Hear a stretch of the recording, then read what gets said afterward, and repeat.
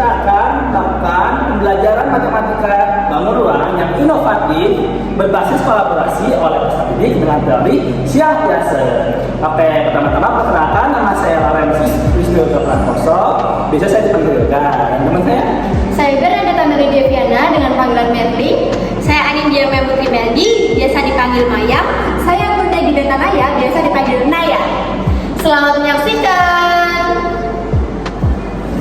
Jadi, alasan dan tujuan pemilihan ide pembelajaran matematika bangun ruang yang inovatif berbasis kolaborasi oleh peserta didik dengan teori Syampiase adalah: yang pertama, pemanfaatan peran teknologi dalam pembuatan PPT, materi, dan video. Yang kedua, meningkatkan pengetahuan mengenai volume dan luas bangun ruang. Yang ketiga, meningkatkan sikap kerjasama pada saat pembuatan bangun ruang. Dan yang keempat, peningkatan keterampilan melalui pembuatan dan penyusunan bangun ruang. Pembelajaran matematika bangun ruang yang inovatif berbasis kolaborasi oleh peserta didik ini menganut teori Syampiase, yaitu pada tahap operasional konkret yang terjadi pada anak usia 7-11 tahun. Nah, pada tahap ini, anak sudah dapat menggunakan pemikirannya secara logis, namun hanya bisa menerapkan logikanya pada objek fisik yang nyata. Sehingga anak mulai menunjukkan kemampuan konservasi, yaitu seperti menjumlahkan volume dan luas. Nah, berikut adalah bangun ruang kubus. Kubus memiliki rumus yaitu luas dan volume. Rumus luas dari kubus yaitu 6 kali sisi. Mengapa bisa 6 kali sisi? Karena kubus memiliki sisi yang berjumlah 6. Yang pertama ada sisi pertama, sisi kedua, sisi ketiga, sisi keempat, sisi kelima, dan sisi keenam. Sehingga luas dari rumus kubus ini yaitu 6 kali sisi. Lalu untuk volumenya, volume dari kubus ini yaitu sisi kali sisi. Oke, selanjutnya ada bangun ruang balok nih teman-teman. Nah, balok ini juga memiliki rumus loh. Rumus luas balok sendiri yaitu 2 dikali panjang kali lebar, panjang kali tinggi, dan juga yang terakhir tambah lebar kali tinggi. Seperti itu teman-teman luasnya. Lalu untuk volume balok sendiri itu panjang kali lebar dan juga kali tinggi teman-teman. Nah, di sini kan aku sudah punya balok nih teman-teman. Kalian penasaran nggak sih cara buatnya gimana? Kalau kalian penasaran, yuk simak video selanjutnya.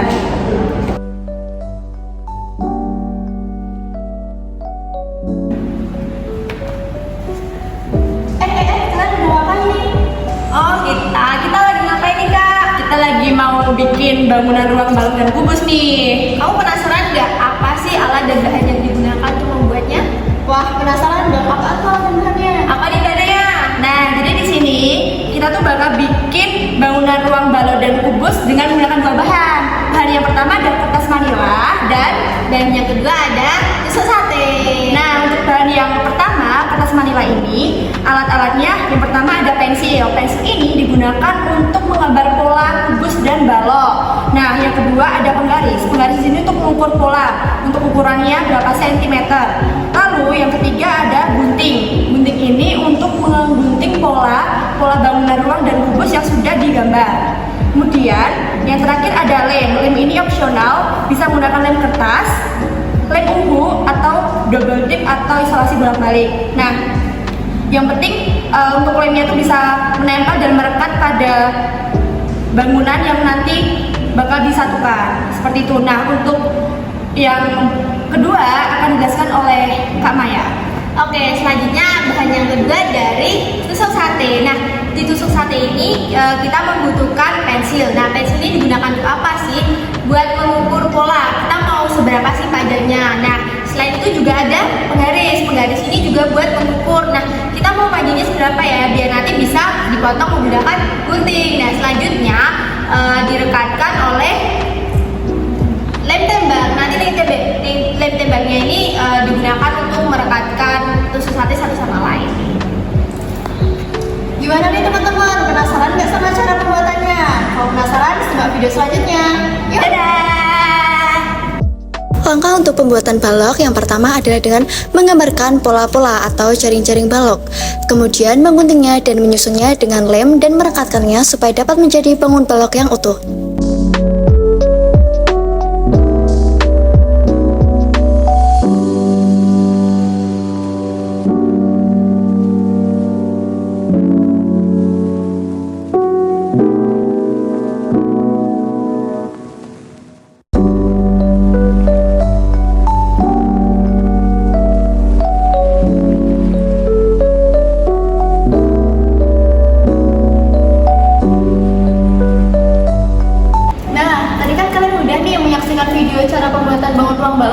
Dan ini dia hasilnya.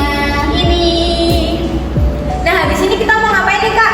Nah, habis ini kita mau bikin bangunan ruang kubus yang bahannya dari tusuk sate. Saksikan video selanjutnya. Langkah selanjutnya adalah pembuatan kubus menggunakan tusuk sate. Pada pembuatan ini yang pertama dilakukan adalah dengan mengukur tusuk sate sesuai dengan ukuran yang diinginkan. Kemudian dipotong sejumlah 12 tusuk. Kemudian dirangkai menjadi sebuah kubus dengan merekatkannya menggunakan lem tembak. Nah, udah jadi nih bangunan kubus dari tusuk sate. Gimana menurut kalian, mudah bukan? Nah, teman-teman bisa bikin bangunan ruang kubus dan balok ini untuk belajar agar belajarnya itu lebih kreatif dan inovatif. Selamat mencoba. Selanjutnya adalah peran psikologi dalam inovatif pembelajaran, yaitu untuk meningkatkan kognitif, afektif, dan psikomotorik. Nah, untuk kognitif dapat meningkatkan anak dalam mengingat pengetahuan mengenai rumus volume dan luas bangun ruang.